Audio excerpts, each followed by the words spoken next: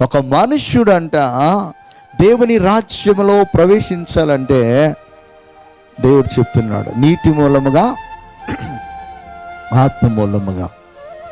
చాలామంది అనుకుంటారు నీటిలో తొట్లో ముంచేస్తే సరిపోతుంది. అలాగైతే ఏముంది, అందరిని ముంచేయచ్చు. హల్లెలూయా. అక్కడ సాదృశ్యంగా మనము పాత రోత జీవితాన్ని సమాధి చేస్తున్నామని చెప్పేసి మనము గుర్తుపెట్టుకోవడానికి జరిగే ప్రాసెస్ అది. ఇది బాప్తిసం.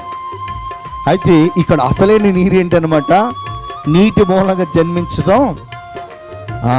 ఈ వాక్యము ఏదైతే నువ్వు వింటున్నావో ఆ వాక్యాన్ని నమ్మి విశ్వసించి ఇంతవరకు జీవించిన జీవితము కాదు, ఇదిగో ఇదే అసలైన జీవితమని ఆ వాక్యాన్ని నమ్మి ఆ వాక్యాన్ని ఆధారం చేసుకొని ఆ వాక్యం ద్వారా నువ్వు జన్మించావు.